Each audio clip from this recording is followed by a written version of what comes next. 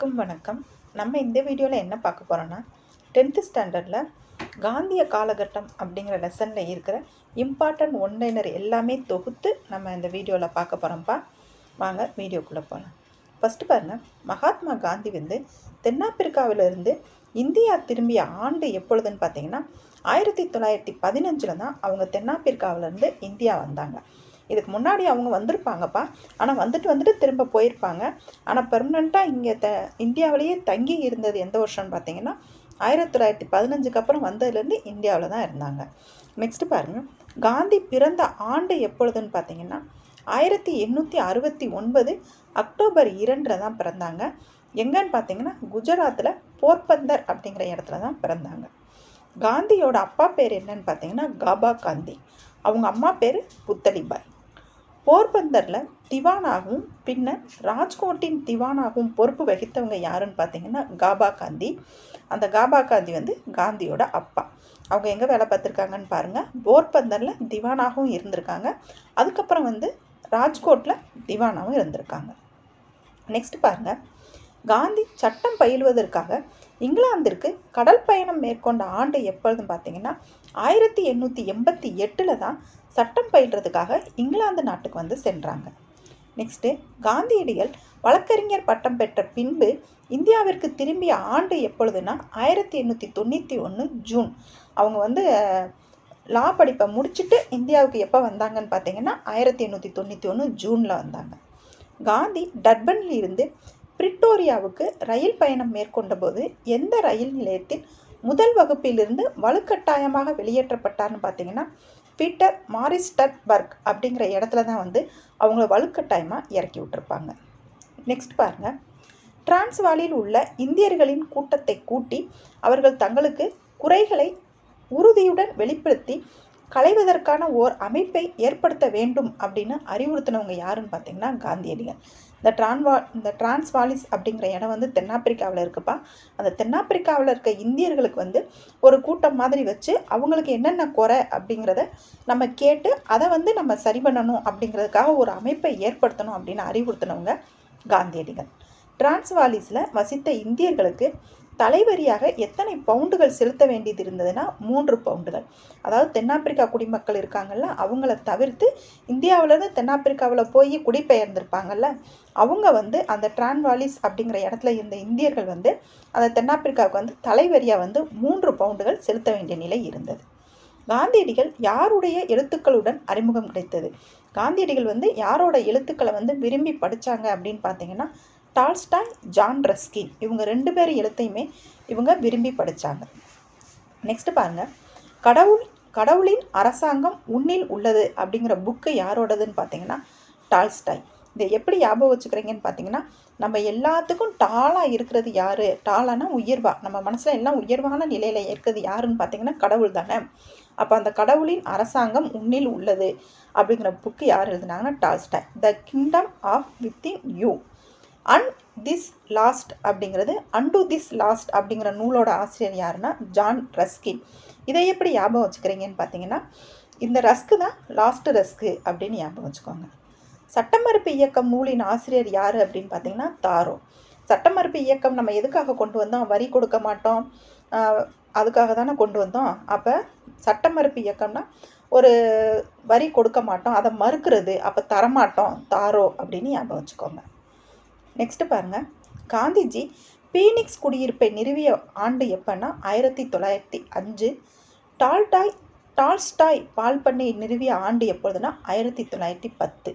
இதை எப்படி ஞாபகம் வச்சுக்கிறீங்கன்னு பார்த்தீங்கன்னா, காந்தியடிகள் முதல் நமக்கு இருக்கிறதுக்கு ஒரு குடியிருப்பை அமைச்சுக்கிடுவோம், அதுக்கப்புறம் அந்த குடியிருப்பை சுற்றி ஒரு சின்ன பண்ணைகள்லாம் அமைச்சுக்கிடுவோம் அப்படின்னு அவங்க அமைச்சாங்கன்னு ஞாபகம் வச்சுக்கோங்க. பண்ணை வீடு அப்படின்னு பார்த்தீங்கன்னா அந்த வீடோடையே சேர்ந்து சின்ன விவசாய நிலம் மாதிரி சேர்ந்து இருக்கும் பார்த்தீங்களா, அதுக்கு பேர் தான் பண்ணை வீடுன்னு சொல்லுவாங்க. 5 வருஷம் கழித்து அதை ஸ்டார்ட் பண்ணாங்கன்னு வச்சுக்கோங்க. அப்போ காந்திஜி பீனிக்ஸ் குடியிருப்பு ஃபஸ்ட்டு வரும் 1905, அவங்களோட டால்ஸ்டாய் பண்ணை 1910. இதை காலவரிசைப்படுத்தி கேட்டாங்கன்னா நீங்கள் எளிமையாக இப்படி எடுத்துடலாம். நெக்ஸ்ட் பாருங்கள், ஒப்பந்த தொழிலாளர்கள் மீது விதிக்கப்பட்ட தலைவரி வந்து எந்த ஒப்பந்தத்தின்படி ரத்து செய்யப்பட்டதுன்னு பார்த்தீங்கன்னா ஸ்மட்ஸ் காந்தி அவங்க 2 பேர்த்துக்கும் இடையில நடந்த ஒப்பந்தம் படி தான் இந்த 3 பவுண்ட் இந்தியர்கள் செலுத்த வேண்டியது இருந்துச்சு இல்லைங்களா, அந்த தலைவரியை வந்து ரத்து பண்ணியிருப்பாங்க. காந்திஜியோட அரசியல் குரு யாருன்னு பார்த்தீங்கன்னா கோபாலகிருஷ்ண கோகலே அவர்கள். இந்த கோகலே அவர்களோட குரு யாருன்னு பார்த்தீங்கன்னா எம்ஜி ரானடே அவர்கள். நெக்ஸ்ட் பாருங்கள், தீன் காதியா முறை வந்து எங்கே பின்பற்றுனாங்கன்னு பார்த்தீங்கன்னா பீகாரில் உள்ள சம்ரான் அப்படிங்கிற இடத்துல தான் இந்த தீன் காதியா முறையை வந்து பின்பற்றினாங்க. நெக்ஸ்ட்டு, இந்திய விவசாயிகள் தங்களின் நிலத்தில் எத்தனை பங்கு பகுதிகள் அவுரி பயிரிட வேண்டும் என்று ஐரோப்பிய பண்ணையாளர்கள் கட்டாயப்படுத்தினார்கள் அப்படின்னு பார்த்தீங்கன்னா 20ல் 3 பங்கு. இப்போ ஒரு இடம் இருக்குது அப்படின்னா அதை 20ஆக பிரிச்சுருவாங்கப்பா.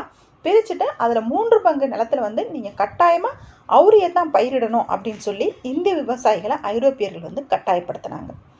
நெக்ஸ்ட் பாருங்கள், சாம்பிரானுக்கு வருகை புரியுமாறு காந்தியடிகளை கேட்டுக்கொண்டவங்க யாருன்னு பார்த்தீங்கன்னா ராஜ்குமார் சுக்லா. அவங்க தான் வந்து காந்தியடிகளை சம்பிரானுக்கு வருகை புரியுமாறு கேட்டுக்கொண்டிருப்பாங்க. ஏன் அப்படின்னா இவங்க இண்டிகோ பயிரை வற்புறுத்தி அவங்க பயிரிட சொல்கிறாங்கல்ல, அது விஷயமாக தான் வர சொல்லியிருப்பாங்க. நாடு முதலாக ஒத்துழையாமை இயக்க செயல்முறை பாடத்தை கற்றுக்கொண்டதாக காந்தியடிகள் எப்போ தெரிவித்தாங்க அப்படின்னு பார்த்தீங்கன்னா இந்த சம்பிரான் சத்தியாகிரகத்துக்கு அப்புறமா தான் வந்து காந்தியடிகள் வந்து ஒத்துழையாமை இயக்க செயல்முறையை வந்து நம்ம நாடு கற்றுக்கிட்டதா சொல்லியிருப்பாங்க. எந்த இயக்கத்தின் போதுன்னு கேட்பாங்கப்பா, சம்பிரான் சத்தியாகிரகம்னு ஞாபகம் வச்சுக்கோங்க. அகமதாபாத் மில் வேலை நிறுத்தம் நடந்த ஆண்டுனா 1918. கேதா சத்தியாகிரகம் 1918. இந்த அகமதாபாத் மில் நிறுத்தம், கேதா சத்தியாகிரகம் 2மே 1918 தான். நெக்ஸ்ட் பாருங்க, பிடி உத்தரவு இல்லாமல் கைது நடவடிக்கை, விசாரணை இல்லாமல் சிறையில் அடைப்பது என காவல்துறையினருக்கு அதிகாரங்களை வழங்கிய சட்டம் எதுன்னு பார்த்தீங்கன்னா ரவுலட் சட்டம். இந்த ரவுலட் சட்டத்தை கருப்பு சட்டம் அப்படின்னே சொல்லியிருப்பாங்கப்பா. இதை ஏன் அந்த மாதிரி சொல்லுவாங்கன்னு பார்த்தீங்கன்னா, இப்போ கைது பண்ணணும்னா யாருக்காவது வாரண்ட் கொடுப்பாங்கல்ல, அந்த வாரண்ட்டே தேவையில்லாமல் அவங்கள கைது பண்ணிடலாம். ப்ளஸ் அவங்க வந்து ஒருத்தவங்க மேலே நீங்கள் ஒரு குற்றம் சுமத்துறீங்க அப்படின்னா அவங்க மேலே எந்த விசாரணையும் இல்லாமல் அவங்கள நீங்கள் சிறையில் வச்சிடலாம். அதுக்கு பேர் தான் இந்த ரவுலட் சட்டம். அந்த கொடூரமான சட்டத்தை பிரிட்டிஷ்காரவங்க வந்து கொண்டு வந்தாங்க. நெக்ஸ்ட்டு, ரவுலட் சட்டத்தை கருப்பு சட்டம் அப்படின்னு அழைத்தவங்க யாருன்னு பார்த்தீங்கன்னா காந்தியடிகள். ரவுலட் சட்டத்தை எதிர்த்து நாடு தழுவிய சத்தியாகிரக போராட்டத்திற்கு அழைப்பு விடுத்தது யாருன்னு பார்த்தீங்கன்னா காந்தியடிகள். எப்பன்னு பார்த்தீங்கன்னா 1919 ஏப்ரல் 6. நெக்ஸ்ட் பாருங்கள், டாக்டர் ஜைபுதீன் கிச்லு, டாக்டர் சத்யபால் 2 முக்கிய உள்ளூர் தலைவர்கள் வந்து போராட்டத்திற்கு தலைமை ஏற்றதுனால அவங்கள கைது செஞ்சாங்க. அவங்க கைது செய்யப்பட்ட நாள் எப்போன்னா 1919 ஏப்ரல் 9. இந்த ரவுலட் சட்டத்தை வந்து கண்டித்து வந்து இவங்க சைபுதீன் கிச்லுவும் சத்யபால் அவங்க 2 பேருமே வந்து போராட்டம் நடத்தியிருப்பாங்க. அதுக்காக வந்து அவங்கள கைது செஞ்சுருப்பாங்க. இவங்கள விடுவிக்கிற சம்மந்தமாக தான் அந்த ஜாலியன் வாலாபாக், பஞ்சாபில் ஜாலியன் வாலாபாக்னு ஒரு பார்க் இருக்கும்பா. அங்கே அமைதியான முறையில் மக்கள்லாம் கூடி பேசி அறவழியில் போராட்டம் நடத்திட்டு இருப்பாங்க. ப்ளஸ் பைசாகி திருவிழாவுமே அங்கே கொண்டாடிக்கிட்டு இருப்பாங்க. அங்கே கொண்டாடிட்டு இருக்கும்போது தான் இந்த ரெஜினால்டு டயர் அப்படிங்கிறவர் வந்து அந்த பார்க்கு ஃபுல்லாக சுற்றி வளைச்சி பீரங்கியால் எல்லா மக்களையும் வந்து கண்ணில் படுற எல்லாத்தையுமே வந்து சுட்டிருப்பாங்க. அதுக்கு ஒரே ஒரு வழி தான் இருக்கும். அந்த வழியவுமே அவங்க மூடிட்டு எல்லாத்தையுமே சுட்டிருப்பாங்க. சுட்டது யாருன்னு பார்த்தீங்கன்னா ரெஜினால்டு டயர். ஆர்டர் கொடுத்தது யாருன்னு பார்த்தீங்கன்னா மைக்கேல் ஓ டயர். இதை 2ஐயும் பிரித்து பார்த்துருங்க. இவங்க வந்து எத்தனை பேரை சுட்டாங்கன்னு இவங்க ஆங்கிலேயர்கள் வந்து சொல்கிறாங்கன்னு பார்த்தீங்கன்னா 379 பேர் தான் இதில் இறந்து போனாங்க அப்படின்னு பிரிட்டிஷ் வந்து சொல்லுவாங்க. ஆனால் நேரில் பார்த்த சாட்சியத்தின்படி வந்து என்ன சொல்கிறாங்கன்னா 1000க்கும் மேற்பட்டவங்க இறந்து போயிருப்பாங்க அப்படின்னு சொல்கிறாங்க. இதை பழிவாங்குற விதமாக தான் உத்தம் சிங் அப்படிங்கிறவங்க வந்து இவங்க மைக்கேல் ஓ டயரை வந்து இங்கிலாந்துலேயே போய் சுட்டு கொண்டிருப்பாங்க. இது ரவுலட் சட்டத்தை பற்றி அடுத்தடுத்து வந்த நிகழ்வுகள்ப்பா. இதை எளிமையாக ஞாபகம் வச்சுக்கோங்க. இப்போ வாங்க ஒன்லைனர் எப்படி இருக்குன்னு பார்க்கலாம். பீரங்கி வண்டி ஆயுதமேந்திய வீரர்களுடன் சுற்றி வளைத்தவர் யாருன்னு பார்த்தீங்கன்னா ரெஜினால்டு டயர் எவ்வித முன்னறிவிப்புமின்றி சுடத் தொடங்கினார். துப்பாக்கி சூட்டில் எத்தனை பேர் கொல்லப்பட்டார்னு பார்த்தீங்கன்னா 379 பேர். நெக்ஸ்ட் பாருங்க, அதிகாரப்பூர்வமற்ற தகவல்கள் இந்த தாக்குதலில் உயிரிழந்தவர் எண்ணிக்கை எவ்வளவு பேருன்னு பார்த்தீங்கன்னா 1000க்கும் அதிகம்னு தெரிவித்தாங்க. படைத்துறை சட்டம் அறிவிக்கப்பட்டு அமிர்தசரஸ் பஞ்சாப் மக்கள் சவுக்கடி கொடுக்கப்பட்டு தெருக்களில் தவள விடப்பட்டாங்க. எதனாலன்னு பார்த்தீங்கன்னா இந்த படைத்துறை சட்டம் மூலமாக. ஜாலியன்வாலாக் படுகொலையில் வீர திருமகன் அதாவது நைட்வுட் அப்படிங்கிற பட்டத்தை திருப்பி கொடுத்தவங்க யாருன்னு பார்த்தீங்கன்னா ரவீந்திரநாத் தாகூர் அவர்கள். ரவீந்திரநாத் தாகூர் அவர்கள் ஜாலியன்வாலாக் படுகொலையை தாங்கிக்க முடியாமல் நைட்டோட நைட்டாக அவங்க பட்டத்தை திருப்பி கொடுத்துட்டாங்க அப்படின்னு ஞாபகம் வச்சுக்கோங்க. நெக்ஸ்ட்டு ஜாலியன்வாலாக் படுகொலையில் காந்தி திருப்பி கொடுத்த பதக்கத்தின் பேர் என்னன்னு பார்த்தீங்கன்னா ஹேசர் இ ஹிந்த் அப்படிங்கிற பதக்கத்தை தான் காந்தி வந்து திருப்பி கொடுத்துருப்பாங்க. யாருடைய தலைமையில் கிலாபத் இயக்கம் நடந்ததுன்னு பார்த்தீங்கன்னா மௌலானா முகமது அலி, மௌலானா சௌகத் அலி, இவங்கள அலி சகோதரர்கள் அப்படின்னு சொல்லுவாங்கப்பா. இவங்க 2 பேர் தலைமையில் தான் இந்த கிலாபத் இயக்கம் வந்து நடந்தது. அலி சகோதரர்கள் யாருன்னு பாருங்க, மௌலானா முகமது அலி, மௌலானா சௌகத் அலி. நெக்ஸ்ட் பாருங்க, 1919 நவம்பர் மாதம் டெல்லியில் நடைபெற்ற அகில இந்திய கிலாபத் இயக்க மாநாட்டிற்கு தலைமை தாங்கியவர் யாருன்னு பார்த்தீங்கன்னா காந்தியடிகள். காந்தியடிகள் தான் 1919 நவம்பர் மாதம் நடந்த கிலாபத் இயக்க மாநாட்டுக்கு வந்து தலைமை தாங்கியிருப்பாங்க. வருஷம்னு பாருங்கள் 1919 மாதம்னா நவம்பர். நெக்ஸ்ட்டு அல்லாஹ் அக்பர், வந்தே மாதரம், இந்து முஸ்லீம் வாழ்க ஆகிய 3 தேசிய முழக்கங்களை முன்மொழிந்தவர் யாருன்னு பார்த்தீங்கன்னா சௌகத் அலி. இதை எப்படி ஞாபகம் வச்சுக்கிறீங்கன்னா, அல்லாவாக இருந்தாலும் சரி, வந்தே மாதரம்னு சொல்கிறவங்களா இருந்தாலும் சரி, இந்து முஸ்லீம் யாராக இருந்தாலும் சரி, அவங்க எல்லாருமே சேர்ந்து தேசிய முழக்கங்களுக்கு முன்மொழியே வந்தவங்க அப்படின்னு யாருன்னு பார்த்தீங்கன்னா சௌகத் அலி. இதை நீங்கள் எப்படி ஞாபகம் வச்சுக்கிறீங்கன்னா, இந்து முஸ்லீம் ஒற்றுமையை வந்து இந்துக்கள்னாலும் ஒற்றுமையானாலும் இந்து முஸ்லீம் அக்பர் எந்த மதத்தினராக இருந்தாலும் பாரபட்சம் இல்லாமல் சௌக்கியமா அப்படின்னு நலம் விசாரிக்கிறவங்க யாருன்னு பார்த்தீங்கன்னா சௌகத் அலி அப்படின்னு ஞாபகம் வச்சுக்கோங்க. சௌக்கியமான்னு கேட்குறவங்க சௌகத் அலின்னு ஞாபகம் வச்சுக்கோங்க. எந்த ஆண்டு அலகாபாத்தில் கூடிய கிலாபத் குழுவின் கூட்டம் காந்தியடிகளின் அகிம்சை மற்றும் ஒத்துழையாமை இயக்கத்தை ஏற்றுக்கொண்டதுன்னு பார்த்தீங்கன்னா 1920 ஜூன் 9 நடந்த அலகாபாத்தில் கூடிய கிலாபத் குழு கூட்டம் தான் காந்தியடிகளோட அந்த ஒத்துழையாமை இயக்கத்தை வந்து ஏற்றுக்கிட்டாங்க. அப்போ இந்த காந்தியடிகளோட ஒத்துமையா இயக்கத்துக்கு காங்கிரஸ் எப்போ வந்து பர்மிஷன் கொடுத்தாங்க அப்படின்னு பார்த்தீங்கன்னா கல்கத்தாவில் நடைபெற்ற சிறப்பு கூட்டத்தில் தான் இந்திய தேசிய காங்கிரஸ் வந்து ஒத்துழையாமை இயக்கத்திற்கு வந்து அனுமதி கொடுத்தாங்க. அது எப்போனா 1920 செப்டம்பர் மாதத்தில். ஒத்துழையாமை இயக்கம் எப்போ ஸ்டார்ட் பண்ணாங்கன்னா 1920 ஆகஸ்ட் முதல் நாள். இந்த கல்கத்தாவில் நடந்த சிறப்பு கூட்டத்தில் ஒத்துழையாமை இயக்கத்திற்கு வந்து அனுமதி கொடுத்தாங்க. ஒத்துழையாமை இயக்கத்திற்கு தீர்மானம் எப்போ கொண்டு வந்தாங்க அப்படின்னு பார்த்தீங்கன்னா 1920 நாக்பூரில் நடந்த அமர்வில் சேலம் விஜயராகவாச்சாரியார் அவங்க தலைமையில் தான் வந்து தீர்மானம் வந்து இயற்றினாங்க. நெக்ஸ்ட்டு பர்தோலியில் வரிகுடா இயக்க பிரச்சாரத்தை காந்தி அறிவித்த ஆண்டு எப்பொழுதுன்னா 1922 பிப்ரவரி மாதம்தான் வந்து பர்தோலியில் வரிகுடா இயக்க பிரச்சாரத்தை வந்து காந்தி வந்து அறிவித்தாங்க. நெக்ஸ்ட்டு பாருங்கள், எந்த நிகழ்வை தொடர்ந்து காந்தியடிகள் உடனடியாக ஒத்துழையாமை இயக்கத்தை திரும்ப பெற்றார்னா சௌரி சௌரா அதாவது உத்தரப்பிரதேசத்தில் கோரக்பூர் அப்படிங்கிற மாவட்டத்தில் வந்து 22 போலீஸ்காரவங்களை போலீஸ் ஸ்டேஷனோட வச்சு வந்து கொளுத்திடுவாங்க. அதை தான் வந்து சௌரி சௌரா நிகழ்வுன்னு சொல்லுவாங்க. அந்த நிகழ்வு சம்மந்தமாக தான் காந்தியடிகள் வந்து ஒத்துழையாமை இயக்கத்தை வந்து நிப்பாட்டியிருப்பாங்க. சௌரி சௌரா சம்பவம் நடைபெற்ற ஆண்டு எப்பொழுதுனா 1922 பிப்ரவரி 5. அகிம்சை ஒத்துழையாமை காரணங்களால் இயக்கம் தோல்வி காணவில்லை. மாறாக போதுமான எண்ணிக்கையில் அவற்றை பயிற்சி பெற்ற தலைவர்களும் தொண்டர்களும் இல்லாமல் போனதே காரணம் அப்படின்னு நம்பினவங்க யாருன்னு பார்த்தீங்கன்னா காந்தியடிகள். அதாவது அவங்க அகிம்சை வழியில தான் கொண்டு போகணும்னு நினச்சிருப்பாங்க. அதை மீறி அவங்க 22 போலீஸ்காரவங்களை எரிச்சிருப்பாங்க இல்லைங்களா. அதனால் அவங்க மனசு சங்கடப்பட்டிருப்பாங்க. அதுக்கு அவங்க என்ன சொல்லுவாங்கன்னு பார்த்தீங்கன்னா, இந்த ஒத்துழையாமை இயக்கம் வந்து தோல்வியெல்லாம் ஒன்றும் இல்லை, அது போதுமான எண்ணிக்கையில் பயிற்சி பெற்ற தலைவர்களும் தொண்டர்களும் அவங்க இல்லாமல் போனது தான் காரணம் அப்படின்னு சொல்லியிருப்பாங்க. 1923 முதல் நாள் வந்து சுயராஜ்ய கட்சியை தொடங்கியவர் யாருன்னு பார்த்தீங்கன்னா மோதிலால் நேரு, சிஆர் தாஸ். இந்த ஒத்துழையாமை இயக்கம் அவங்க காந்தியடிகள் வந்து திரும்ப பெற்றோன்னு காங்கிரஸ்குள்ளே பிளவு வந்துடும். மாற்றம் விரும்புவோர் மாற்றத்தை விரும்பாதோர் அப்படின்னு வந்துடும். காந்தியடிகளை சப்போர்ட் பண்ணுறவங்க மாற்றத்தை விரும்பாதோர்னு வருவாங்க. இவங்க சிஆர் தாஸ், மோதிலால் நேரு இவங்கெல்லாம் வந்து மாற்றத்தை விரும்புவோர் இருப்பாங்க. ஏன்னா இவங்க அரசியல் கட்சியில் நம்ம எலெக்ஷனில் போட்டிட்டு சட்டசபைக்குள்ளே போய் அவங்கள கேள்வி கேட்கணும்பாங்க. வெளியே இருந்தே கேள்வி கேட்டோம் அப்படின்னா நமக்கு மரியாதை இருக்காது அப்படிங்கிற மாதிரி சொல்லுவாங்க. அதன் காரணமாக இவங்க 1923 சுயராஜ்ய கட்சியை வந்து அவங்க தொடங்கியிருப்பாங்க. இது காங்கிரஸுமே வந்து பர்மிஷன் கொடுத்துருப்பாங்க. சட்டப்பேரவையிலிருந்து சுயராஜ்ய கட்சி விலகி கொண்ட ஆண்டு எப்பொழுதுனா 1926. இவங்க சிஆர் தாஸ் அவங்க அதுக்கப்புறம் இறந்து போயிடுவாங்க. இறந்து போனதுக்கு பிறகு இந்த சுயராஜ்ய கட்சியை வந்து காங்கிரஸ் கட்சியோடய சேர்த்திருப்பாங்க. நெக்ஸ்ட் பாருங்க, இரட்டை ஆட்சி அறிமுகம் செய்யப்பட்ட ஆண்டு எப்பொழுதுனா 1919.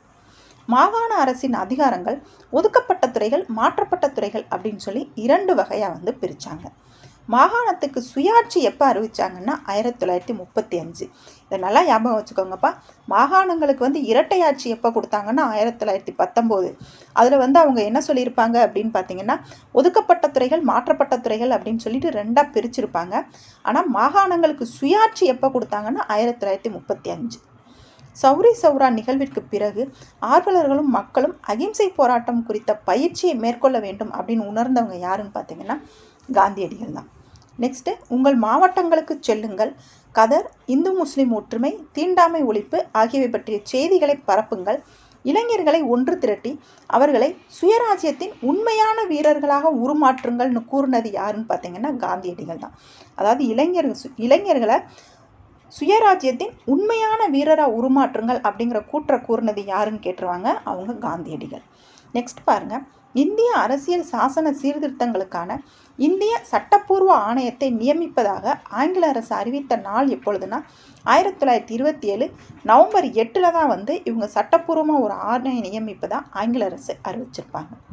சர் ஜான் சைமன் தலைமையிலான சைமன் குழுவில் இடம்பெற்றவங்களை எத்தனை பேருன்னு பார்த்தீங்கன்னா 7 பேர்.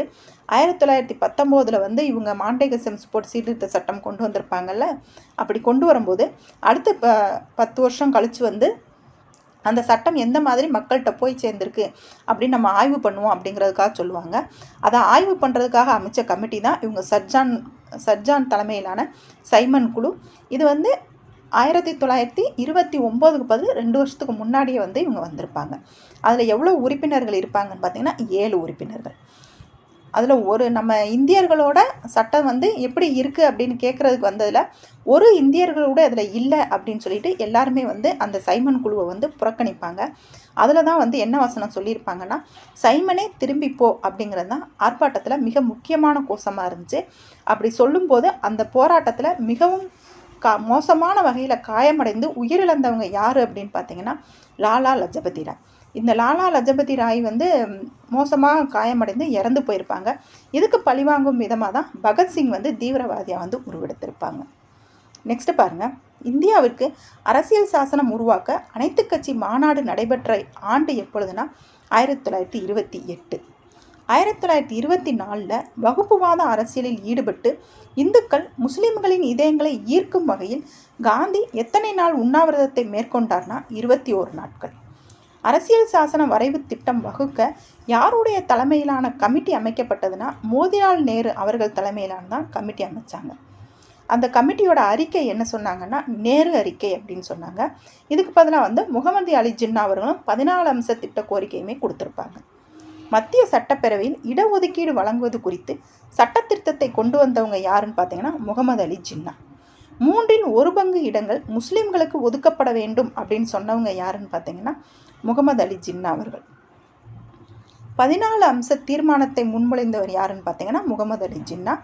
இந்து முஸ்லிம் ஒற்றுமையின் தூதர் அப்படின்னு சொல்லி சரோஜினி நாயுடு அவர்கள் முகமது அலி ஜின்னாவை வந்து சொல்லியிருப்பாங்க. 1929 டிசம்பர் லாகூரில் யாருடைய தலைமையில் காங்கிரஸ் அமர்வு நடந்துச்சுன்னு பார்த்தீங்கன்னா ஜவஹர்லால் நேரு அவர்கள் தலைமையில் தான். விடுதலை நாளாக அறிவிக்கப்பட்ட நாள் எப்பொழுதுனா 1930 ஜனவரி 26. 78 பேர்களுடன் காந்தி சபர்மதி ஆசிரமத்திலிருந்து தனது புகழ்பெற்ற தண்டி யாத்திரையை தொடங்கிய ஆண்டு எப்பொழுதுனா 1930 மார்ச் 12. எத்தனை பேருன்னு பார்த்துக்கோங்கப்பா, 7-8 பேரோட போனாங்க அப்படின்னு ஞாபகம் வச்சுக்கோங்க. வரிசையாக ஞாபகம் வச்சுரு இல்லைங்களா. மார்ச் 12 1930.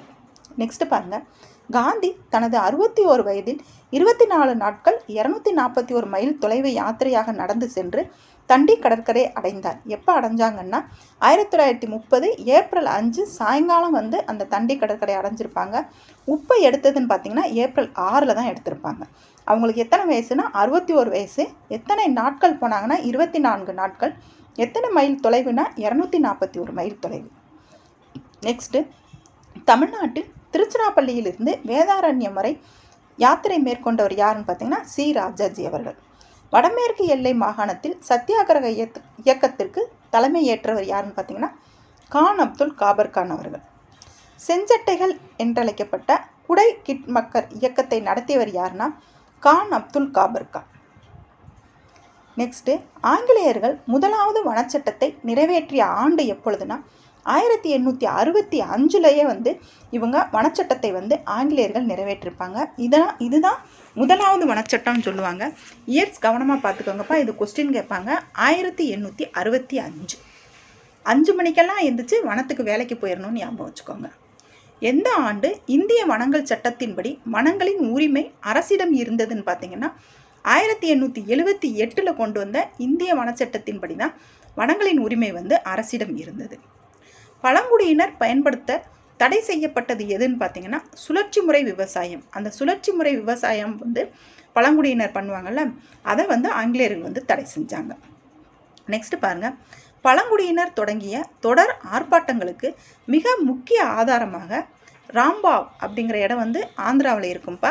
அதில் யாருடைய தலைமையிலான ஆர்ப்பாட்டத்தை குறிப்பிடலான்னு பார்த்தீங்கன்னா அல்லூரி சீதாராமராஜு அவங்க தான் வந்து ஆர்ப்பாட்டம் நடத்தியிருப்பாங்க. லண்டனில் முதலாவது வட்டமேஜை மாநாடு நடந்த ஆண்டு எப்பொழுதுனா 1930 நவம்பர். நெக்ஸ்ட்டு, மாகாண சுயாட்சியுடன் கூடிய மத்திய அரசு பற்றிய யோசனையை அறிவித்த பிரிட்டிஷ் பிரதமர் யாருன்னு பார்த்தீங்கன்னா ராம்சே மெக்டொனால்ட் அவங்க தான் வந்து மாகாண சுயாட்சியின் கூடிய மத்திய அரசு அப்படிங்கிற யோசனையை வந்து தெரிவிச்சிருப்பாங்க. காந்தி இர்வின் ஒப்பந்தம் ஏற்பட்ட ஆண்டு எப்போதுனா 1931 மார்ச் 5 தான் வந்து காந்தியின் இர்வின் ஒப்பந்தம் வந்து ஏற்பட்டிருக்கும். ஏன்னா முதல் வட்டமேஜை மாநாட்டில் காங்கிரஸ் வந்து யாருமே கலந்துக்கிட மாட்டாங்க. ஏன்னா அவங்க எல்லாருமே ஒத்துழையாமை இயக்கம் சார்பாக வந்து ஜெயிலில் இருப்பாங்க. அவங்க கூட இந்த இர்வின் பிரபு தான் அப்போ இந்தியாவுக்கான ஆளுநராக இருப்பாங்க. அவங்க பேச்சுவார்த்தை நடத்தி காந்தி இர்வின் ஒப்பந்தம் ஏற்படுத்தப்பட்ட ஆண்டு எப்பொழுதுன்னு பார்த்தீங்கன்னா 1931 மார்ச் 5. இந்த ஒப்பந்தம் எதுக்காக ஏற்படுத்தியிருப்பாங்கன்னு பார்த்தீங்கன்னா 1930 நடந்த முதலாம் வட்டமேஜை மாநாட்டில் காங்கிரஸ் சார்பாக யாருமே கலந்துக்க மாட்டாங்க. ஏன்னா அவங்க எல்லாருமே ஜெயிலில் இருப்பாங்க. அவங்க வந்து இரண்டாம் வட்டமேஜை மாநாட்டில் கலந்துக்கணும் அப்படிங்கிறதுக்காக தான் அப்போ வந்து இந்தியாவோட ஆளுநராக இருந்த இர்வின் அவர்களுக்கும் காந்தி அவர்களுக்கு வந்து ஒரு ஒப்பந்தம் வந்து ஏற்பட்டிருக்கும். நெக்ஸ்ட் பாருங்க, இரண்டாவது வட்டமேஜை மாநாடு நடைபெற்ற ஆண்டு எப்பொழுதுனா 1931 செப்டம்பர் 7. இந்த இரண்டாவது வட்டமேஜை மாநாட்டில் காந்தியடிகள் வந்து காங்கிரஸ் சார்பாக கலந்துக்கிட்டு இருந்திருப்பாங்க. நெக்ஸ்ட்டு, படைத்துறை சட்டம் அமல்படுத்தப்பட்டு காந்தியடிகள் கைது செய்யப்பட்ட நாள் எப்பொழுதுனா 1932 ஜனவரி 4.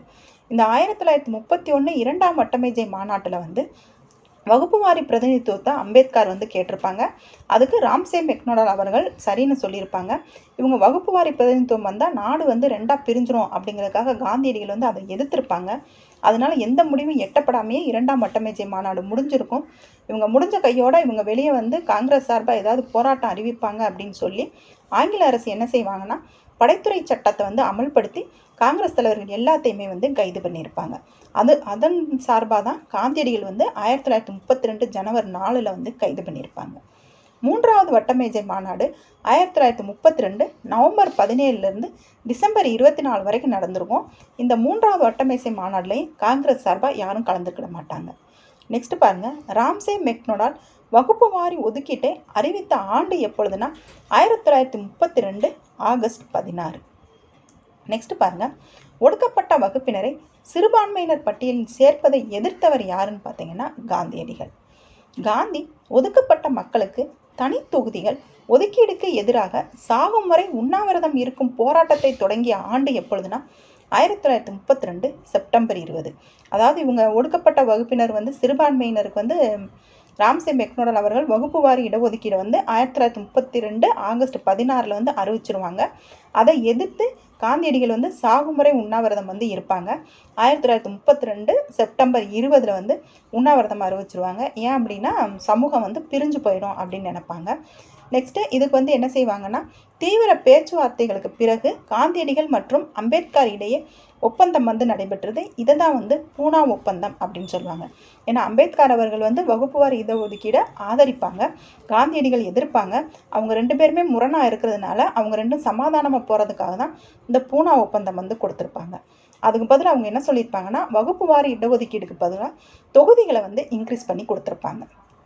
நெக்ஸ்ட் பாருங்கள், பூனா ஒப்பந்தத்தின்படி ஒதுக்கப்பட்ட வகுப்பினருக்கான இடங்கள் வந்து எத்தனையா அதிகரிக்கப்பட்டதுன்னா 71லேருந்து 148 வந்து அதிகரிச்சிருப்பாங்க.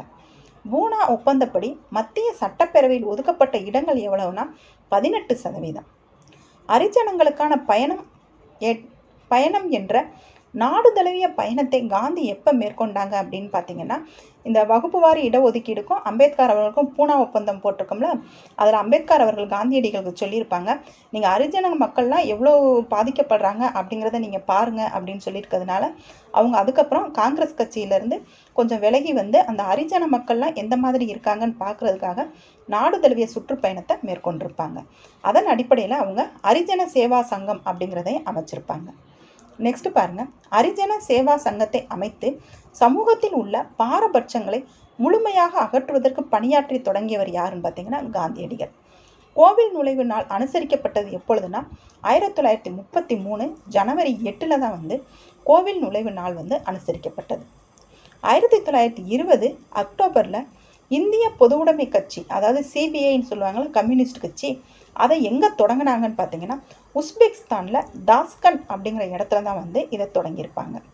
இந்த பொது உடைமை கட்சியோட நிறுவன உறுப்பினர்கள் யார் அப்படின்னு பாருங்கள். எம்என் ராய், அபானி முகர்ஜி, எம்பிடி ஆச்சாரியா, இவங்க எல்லாமே இந்த கம்யூனிஸ்ட் கட்சியோட நிறுவன உறுப்பினர்களாக இருந்திருப்பாங்க. 1924 கான்பூர் சதித்திட்ட வழக்கில் விசாரிக்கப்பட்டவங்க யாருன்னு பார்த்தீங்கன்னா M N Roy, S A Dange, Muzaffar Ahmad, M Singaravelanar, இவங்க எல்லாருமே இந்த கான்பூர் சதித்திட்ட வழக்கு சம்பந்தமாக விசாரிக்கப்பட்டவங்களா இருப்பாங்க. கான்பூரில் அகில இந்திய பொது உடைமை மாநாடு நடந்த ஆண்டு எப்பொழுதுனா 1925. அகில இந்திய தொழிலாளர்கள் மற்றும் விவசாயிகள் கட்சி நிறுவப்பட்ட ஆண்டு எப்பொழுதுனா 1928. நெக்ஸ்ட் பாருங்க, இந்துஸ்தான் குடியரசு இராணுவம் HRAன்னு சொல்லுவாங்கல்ல, அது வந்து கான்பூரில் உருவாக்கப்பட்ட ஆண்டு எப்பொழுதுனா 1924. ராம் பிரசாத் பிஸ்மில், அஷ்பாகுல்லா கான் மற்றும் பலர் வந்து லக்னோ அருகில் இருக்க ககோரி அப்படிங்கிற கிராமத்தில் அரசு பணத்தை கொண்டு சென்ற ஒரு ரயிலை வந்து நிறுத்தி கொள்ளையடிச்சிருப்பாங்க. அது எந்த வருஷம்னு பார்த்தீங்கன்னா 1925. இது ககோரி வழக்கு அப்படின்னு சொல்லுவாங்க. பஞ்சாபில் இந்துஸ்தான் குடியரசு இராணுவத்தை மீண்டும் அமைத்தவர் யாருன்னு பார்த்தீங்கன்னா பகத்சிங், சுக்தேவ், அவங்க ஃப்ரெண்ட்ஸ் எல்லாருமே சேர்ந்து அந்த இந்துஸ்தான் குடியரசு இராணுவத்தை வந்து மீட்டு இந்துஸ்தான் சோசலிச குடியரசு இராணுவம் அப்படிங்கிற பேர் வச்சு அதை நடத்தி கொண்டு போவாங்க. இந்துஸ்தான் குடியரசு இராணுவம் இந்துஸ்தான் சமதர்மவாத குடியரசு அமைப்பு அப்படின்னு பெயர் மாற்றம் எப்போ செஞ்சாங்கன்னா 1928. நெக்ஸ்ட் பாருங்க, லாலா லஜபதி ராயின் உயிரிழப்புக்கு காரணமான தடியடியை நடத்திய காவல்துறை அதிகாரி யாருன்னு பார்த்தீங்கன்னா சாண்டர்ஸ் படுகொலை. நம்ம மேலவே பார்த்தோம் இல்லைங்களா, அவங்க லாலா லஜபதி ராய் வந்து அவங்க கடுமையாக தாக்கப்பட்டாங்க அப்படின்னு. அதை தாக்கின காவல்துறை அதிகாரி யாருன்னா சாண்டர்ஸ், அவங்கள தான் வந்து படுகொலை செஞ்சுருப்பாங்க. 1929 மத்திய சட்டப்பேரவையில் புகைக்குண்டை வீசியவங்க யாருன்னு பார்த்தீங்கன்னா பகத்சிங் அவர்களும் BK தத் அவர்களும். 1930 ஏப்ரலில் சிட்டகாங் ஆயுத கிடங்கு மீதான தாக்குதலை தொடுத்தவங்க யாருன்னு பார்த்தீங்கன்னா சூர்யா சென், அவங்க நண்பர்கள் சேர்ந்து. எந்த ஆண்டு கைது செய்யப்பட்ட சூர்யா சென்னுங்க ஓராண்டுக்கு பிறகு தூக்கிலிடப்பட்டாங்கன்னா 1933. இவங்களை கைது பண்ணி அந்தமான் நிக்கோபர் தீவில் இருக்கிற சிறையில் தான் வச்சுருப்பாங்க. பொது உடைமை கட்சி தடை செய்யப்பட்ட ஆண்டு எப்பொழுதுனா 1934. ஜெயபிரகாஷ் நாராயணன், ஆச்சாரியா நரேந்திர தேவ், மினுமசானி ஆகியோர் முன் முயற்சியினால் காங்கிரஸ் சமதர்ம கட்சி உருவான ஆண்டு எப்பொழுதுனா 1934. நெக்ஸ்ட் பாருங்க, ஒரு சிலர் அதிகாரத்துக்கு வருவதனால் உண்மையான சுயராஜ்யம் வந்து கிடைத்து விடாது. ஆனால் தாங்கள் பெற்ற அதிகாரத்தை தவறாக பயன்படுத்தும் போது நிர்வாகத்திறனை எதிர்க்கும் திறனை அனைவரும் பெற்றுக்கொள்வதே சுயராஜ்யம் அப்படின்னு கூறினவங்க யாருன்னு பார்த்தீங்கன்னா காந்தியடிகள். இது ஒரு பாக்ஸில் கொடுத்துருப்பாங்கப்பா இந்த லெசனில், இதை கவனமாக பார்த்துக்கோங்க. இந்திய அரசு சட்டத்தின் கீழ் பர்மா வந்து இந்தியாவிலிருந்து பிரிக்கப்பட்ட ஆண்டு எப்பன்னா 1935. 1935 இந்திய அரசு சட்டம் கொண்டு வந்திருப்பாங்க. அதன் அடிப்படையில் தான் பர்மா வந்து பிரிச்சிருப்பாங்க. நெக்ஸ்ட் பாருங்க, 1937 ஆண்டு அந்த 7ஆம் ஆண்டு நடந்த தேர்தலில் 11 மாகாணங்களில் போட்டியிட்டு எத்தனை மாகாணங்களில் காங்கிரஸ் வெற்றி பெற்றதுன்னு பார்த்தீங்கன்னா 7 மாகாணங்களில். எப்போ எலெக்ஷன் பாருங்கள், 1937. காங்கிரஸ் அமைச்சரவை பதவி விலகிய நாளை மீட்பு நாளாக அறிவித்தவர் யாருன்னு பார்த்தீங்கன்னா முகமது அலி ஜின்னா அவர்கள். அவங்க 1937 எலெக்ஷன்லேருந்து ஜெயிச்சு அரசாங்கம் அமைச்சிருவாங்கப்பா. அப்புறம் 2ஆம் உலகப் போரில் காங்கிரஸை கலந்தோசிக்காமலே இந்தியர்களை ஈடுபடுத்தினதுனால காங்கிரஸ் கட்சி அவங்க ஆட்சியை ராஜினாமா பண்ணிடுவாங்க. அதை தான் மீட்பு நாளாக முகமது அலி ஜின்னா அவர்கள் கொண்டாடி இருப்பாங்க. சுபாஷ் சந்திர போஸ் காங்கிரஸ் தலைவரான ஆண்டு எப்பொழுதுனா 1939. அவங்க 2 வருஷம் இருந்திருப்பாங்கப்பா. 1938 இருந்திருப்பாங்க, 1939 இருந்திருப்பாங்க. 1939 காந்தியோட ஏற்பட்ட கருத்து மோதல் காரணமாக அதில் விலகி ஃபார்வர்ட் பிளாக் அப்படிங்கிற கட்சி உருவாக்கியிருப்பாங்க. ஏன் அப்படின்னா 1939 காங்கிரஸ் தலைவர் எலெக்ஷனில் சுபாஷ் சந்திர போஸ் அவர்களும் காந்தியடிகள் நிப்பாட்டின பட்டாபி சீதாராமையா அவர்களுமே போட்டிட்டு இருப்பாங்க. அதில் பட்டாபி சீதாராமையா அவங்க தோத்து போயிருப்பாங்க. சுபாஷ் சந்திர போஸ் ஜெயிச்சிருப்பாங்க. அதனால காந்திக்கும் அவங்களுக்கும் மனக்கசப்பாக இருக்கும். கசப்பு வேண்டான்னு சொல்லிட்டு அவங்க தலைவர் பதவியை ராஜினாமா பண்ணிட்டு ஃபார்வர்ட் பிளாக் அப்படிங்கிற கட்சியை ஆரம்பிச்சிருப்பாங்க. பொது உடைமை கட்சி மீதான தடையை விலக்கி கொண்ட ஆண்டு எப்பொழுதுனா 1942. கேம்பிரிட்ஜ் பல்கலைக்கழக மாணவர் யாருன்னு பார்த்தீங்கன்னா ரஹ்மத் அலி அவங்க தான் பாகிஸ்தான் அப்படிங்கிற ஒரு நாடு உருவாகணும் அப்படின்னு சொல்லி ஃபஸ்ட்டு சொல்லியிருப்பாங்க. நெக்ஸ்ட் பாருங்க, 1933 பஞ்சாப், காஷ்மீர், வடமேற்கு எல்லை மாகாணம், சிந்து மற்றும் பலுசிஸ்தான் ஆகிய மாகாணங்களை இணைத்து பாகிஸ்தானை உருவாக்கும் எண்ணத்தை வெளிப்படுத்தினவங்க யாருன்னு பார்த்தீங்கன்னா இந்த ரஹ்மத் அலி அவர்கள். 1940 அக்டோபர் 17 சத்தியாகிரக போராட்டத்தை முதலில் ஆரம்பித்தவங்க யாருன்னு பார்த்தீங்கன்னா வினோபாவே. 1942 மார்ச் 22 அமைச்சரவை யாருடைய தலைமையில் ஒரு தூதுக்குழுவை பிரிட்டிஷ் அரசு அனுப்பியதுன்னு பார்த்தீங்கன்னா சர் ஸ்டாட்ஃபோர்ட் கிரிப்ஸ் அவங்க தலைமையில் தான் தூதுக்குழு அமைச்சிருப்பாங்க. இதை கிரிப்ஸ் தூதுக்குழு அப்படின்னு சொல்லியிருப்பாங்க. நெக்ஸ்ட் பாருங்க, திவாலாகும் வங்கியில் பின் தேதியிட்ட காசோலை அப்படின்னு கிரிப்ஸ் தூதுக்குழு அழைத்தவங்க யாருன்னு பார்த்தீங்கன்னா காந்தியடிகள். செய் அல்லது செத்துமடி என்ற முழக்கத்தை வெளியிட்டவங்க யாருன்னு பார்த்தீங்கன்னா காந்தியடிகள். இந்த செய் அல்லது செத்துமடிங்கிற முழக்கத்தை வெள்ளையனே வெளியேறு இயக்கத்தின் போது சொல்லியிருப்பாங்க. பம்பாயில் கூடிய அகில இந்திய காங்கிரஸ் கமிட்டியில் வெள்ளையனே வெளியேறு தீர்மானத்திற்கு வித்திட்ட ஆண்டு எப்பொழுதுனா 1942 ஆகஸ்ட் 8. நாம் நமது முயற்சியின் விளைவாக இந்தியாவுக்கு சுதந்திரத்தை பெற்றுத்தருவோம் அல்லது நாம் நமது அடிமைத்தனத்தை காண உயிருடன் இருக்க மாட்டோம் அப்படின்ற கூறினவங்க யாருன்னு பார்த்தீங்கன்னா காந்தியடிகள் அவர்கள் தான். நெக்ஸ்ட் பாருங்க, இந்திய போர்க்கைதிகளை கொண்டு மலாயா மற்றும் பர்மாவில் இருந்த ஜப்பானியர்களின் ஆதரவோடு இந்திய தேசிய இராணுவத்தை உருவாக்கியவர் யாருன்னு பார்த்தீங்கன்னா மோகன் சிங் அவர்கள் தான். இந்திய தேசிய இராணுவம் கேப்டன் லட்சுமி செகல் அவங்களும் அதில் ஒரு பொறுப்பில் இருந்தாங்க. இந்திய தேசிய இராணுவத்தின் 3 படை இருந்துச்சு. அதை 3 படையை மறுசீரமைச்சவங்க யாருன்னு பார்த்தீங்கன்னா சுபாஷ் சந்திர போஸ். அந்த 3 படைகள் என்னன்னு பாருங்க, காந்தி பிரிகேட், நேரு பிரிகேட், பெண்கள் பிரிவுக்கு ராணி லட்சுமிபாய் பிரிகேட் அப்படின்னு சுபாஷ் சந்திர போஸ் அவர்கள் மறுசீரமைச்சிருப்பாங்க. இந்திய தேசிய இராணுவத்தை உருவாக்குனது மோகன் சிங்பா, மறுசீரமைச்சது தான் சுபாஷ் சந்திர போஸ். சுபாஷ் சந்திர போஸ் எங்கு சுதந்திரமாக இந்தியாவின் தற்காலிக அரசாங்கத்தை நிறுவனான்னு பார்த்தீங்கன்னா சிங்கப்பூரில் தான் நிறுவியிருப்பாங்க.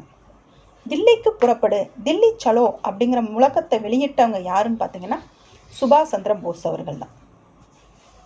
நெக்ஸ்ட் பாருங்க, பம்பாயில் ராயல் இந்திய கடற்படை மாலுமிகள் கிளர்ச்சி செய்த ஆண்டு எப்பொழுதுனா 1946 பிப்ரவரியில் தான் இந்த ராயல் இந்திய கடற்படை மாலுமிகள் கிளர்ச்சியில் ஈடுபட்டிருப்பாங்க. இதுதான் நம்ம இந்திய சுதந்திர போராட்டத்திற்கான கடைசி கிளர்ச்சி அப்படின்னு சொல்லுவாங்க. வேவல் திட்டம் அறிவிக்கப்பட்ட ஆண்டு எப்பொழுதுனா 1945 ஜூன் 14 தான் இந்த வேவல் திட்டம் அறிவிச்சிருப்பாங்க. அனைத்து முஸ்லீம் உறுப்பினர்களும் முஸ்லீம் லீக்கில் இருந்து தான் இடம்பெற வேண்டும். அவர்கள் அனைத்து முக்கிய விஷயங்களிலும் வீட்டோ அதிகாரங்களையும் பெற வேண்டும் அப்படின்னு கூறினவங்க யாருன்னு பார்த்தீங்கன்னா ஜின்னா அவர்கள் தான். நெக்ஸ்ட் பாருங்க, பிரிட்டனில் தொழிற்கட்சி வெற்றி பெற்று பிரதமராக பொறுப்பேற்றவர் யாருன்னா கிளைமன் அட்லி. அப்போ கிளைமன் அட்லி எந்த கட்சியை சார்ந்தவங்கன்னு பார்த்துக்கோங்கப்பா, தொழிற்கட்சி. இந்தியாவுக்கு தூதுக்குழு அமைச்சர்கள் யாருன்னு பார்த்தீங்கன்னா Pethick Lawrence, Stafford grips, AV Alexander. இவங்க தான் இந்தியாவுக்கான தூதுக்குழு அமைச்சர்கள். அமைச்சரவை தூதுக்குழுன்னு சொல்லுவாங்கல்ல அந்த குழு. 1946 ஆகஸ்ட் 16 நாளை நேரடி நடவடிக்கை நாளாக அறிவித்தவங்க யாருன்னு பார்த்தீங்கன்னா ஜின்னா அவர்கள். ஜவஹர்லால் நேரு தலைமையில் இடைக்கால அரசு அமைக்கப்பட்ட ஆண்டு எப்பொழுதுனா 1946 செப்டம்பரில் தான் வந்து ஜவஹர்லால் நேரு தலைமையில் இடைக்கால அரசை வந்து அமைச்சிருப்பாங்க. நெக்ஸ்ட்டு முஸ்லீம் லீக் இடைக்கால அரசில் இணைந்த ஆண்டு எப்பொழுதுனா 1946 அக்டோபரில் தான் வந்து இந்த முஸ்லீம் லீக் வந்து இடைக்கால அரசில் வந்து ஜாயின் பண்ணியிருப்பாங்க. இடைக்கால அரசின் நிதி உறுப்பினராக நியமிக்கப்பட்டவர் யாருன்னு பார்த்தீங்கன்னா லியாகத் அலிகான். அவங்க தான் வந்து நிதி உறுப்பினராக நியமிக்கப்பட்டிருப்பாங்க. 1948 ஜூன் மாதத்தில் அதிகார மாற்றம் ஏற்படும் அப்படின்னு அறிவித்தவங்க யாருன்னு பார்த்தீங்கன்னா கிளைமன் அட்லி. எப்போ அறிவிச்சாங்கன்னா 1947 பிப்ரவரி மாதம் தான் வந்து அறிவிச்சிருப்பாங்க. மவுண்ட் பேட்டன் திட்டம் அறிவிக்கப்பட்ட ஆண்டு எப்பொழுதுனா 1947 ஜூன் 3 தான் வந்து இந்த மவுண்ட் பேட்டன் திட்டம் வந்து அறிவிச்சிருப்பாங்க. மவுண்ட் பேட்டன் திட்டத்தின்படி யாருடைய தலைமையில் எல்லைகளை நிர்ணயிக்கும் ஆணையம் அமைக்கப்பட்டதுன்னா ராட்கிளிஃப் ப்ரவுன் அவங்க தலைமையில் தான் வந்து இந்த எல்லைகளை நிர்ணயிக்கும் ஆணையம் வந்து அமைச்சிருப்பாங்க. ஏன்னா இவங்க சுதந்திரத்துக்கு முன்னாடி வந்து இந்தியா பாகிஸ்தான் பிரிக்க சொல்லி கேட்டிருப்பாங்க இல்லைங்களா, பிரிக்க சொல்லியிருப்பாங்கல்ல. அந்த இந்தியா பாகிஸ்தான் எல்லைகளை வடிவமைக்கிறதுக்கு தான் இந்த ராட்கிளிஃப் ப்ரவுன் அவர்களை வந்து அமைச்சிருப்பாங்க. பிரிட்டிஷ் நாடாளுமன்றம் இந்திய விடுதலை சட்டத்தை இயற்றியதை அடுத்து மவுண்ட் பேட்டன் திட்டத்துக்கு செயல் வடிவம் தரப்பட்டது எதுன்னு பார்த்தீங்கன்னா 1947 ஜூலை 18 தான் வந்து இந்திய விடுதலை சட்டத்தை வந்து பிரிட்டிஷ் பாராளுமன்றத்தில் வந்து இயற்றினாங்க. இதோட உங்களுக்கு வந்து 10th ஸ்டாண்டர்டில் காந்திய காலகட்டம் அப்படிங்கிற லெசனில் இருக்க இம்பார்ட்டன்ட் பாயிண்ட்ஸ் எல்லாமே உங்களுக்கு தொகுத்து ஒன்லைனராக கொடுத்துட்டோம்ப்பா. இதை வந்து நீங்கள் புக் எடுத்து ஒருக்க ரீட் பண்ணுங்கள். இந்த லெசன் படிக்கிறதுக்கே உங்களுக்கு கிட்டத்தட்ட 1 மணி நேரம் 1.5 மணி நேரம் ஆயிரும்ப்பா. அதை என்னன்னு நீங்கள் படிச்சுட்டு ஒரு 1/4 மணி நேரத்தில் இந்த பிடிஎஃப் வந்து நீங்கள் ஈஸியாக எளிமையாக வாசிச்சிடலாம். ஏன்னா இம்பார்ட்டன்ட் பாயிண்ட்ஸ் எல்லாமே உங்களுக்கு இயர்ஸு ப்ளஸ் மந்த்து யார் யார் அதில் வருவாங்க எல்லாத்தையுமே உங்களுக்கு பிரித்து நம்ம தொகுத்து கொடுத்துட்டோம். இது உங்களுக்கு ரிவிஷனுக்கு வந்து ரொம்ப யூஸ்ஃபுல்லாக இருக்கும். இந்த ரிவிஷன் மாடல்லே வந்து உங்களுக்கு பாலிட்டி, எக்கனாமிக், ஹிஸ்ட்ரி எல்லாமே 1 by 1 நம்ம பிளேலிஸ்ட்டில் வந்து அவைலபிளாக இருக்குப்பா. நீங்கள் லாஸ்ட் டைம் ரிவிஷனுக்கு நீங்கள் யூஸ் பண்ணிக்கலாம். ஓகேங்களா? நான் அடுத்த லெசனை பற்றி அடுத்த வீடியோவில் பார்க்கலாம். தேங்க்யூ.